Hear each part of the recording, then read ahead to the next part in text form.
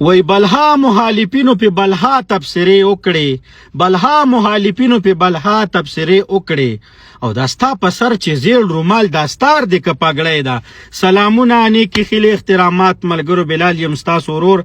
او نن سبا بیا سیاسی میدان ډیر ګرم شوی دی او دغه دی راځئ زه تاسو ته سیاسی مداریان ښیم.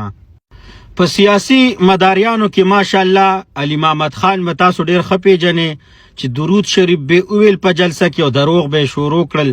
هغه لومبې مداریتوب دا دی چې اوس د غریبانانو درونو له بیا ور روان شوی دی.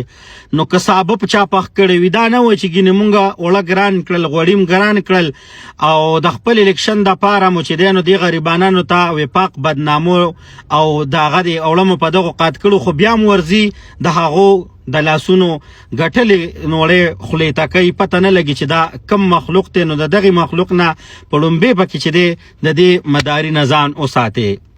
دویم جناب سپیکر سابقه صد قیصر صاحب یو بابا له ورغلی دی، وای بابا ودې پیژندم او ته نه دی پیژنم، تا چې زما هغه کار نو کړی.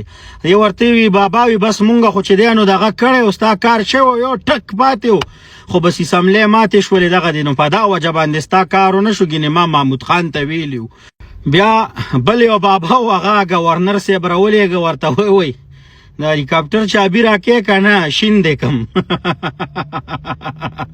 او بل طرف ته چې دی نو یو خرګوش هم راوتی دی، دا ماته د پی ټي آی ښکاري. نو کمپین به چلی چې دوکه پې نه شي دغو په دې تیرو لسو کالو کې چاله څه کړي دي. دا 10 کاله دغو د پاکستان تباه برباد که قرض یې د کم ځای نه کم ځای ته رسولی دی. نو احتیاط وکړئ، د پاکستان عوامو مداریان ګلکپان یو ځل بیا راوتی دي او اوټ په درنه غواړي.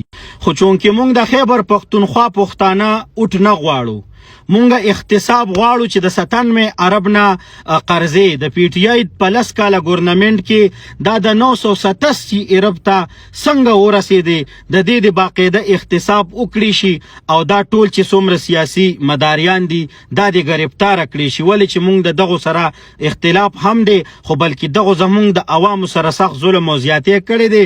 یو خوا یې توپه پټه کړې وه، بل خوا ته چې دی اوړه پټ کړل او اوس یې اسمبلې ماتې کړلې او وایي چې ګینې مونږ خو استعفا ورکړه د قوم دپاره. نه بی قوم دپاره نه، صوبه م تباه کړله، زمونږ صوبه په سوونو اربه تاسو قرضداره کړله، د دې د دغو سره احتساب وکړی شي.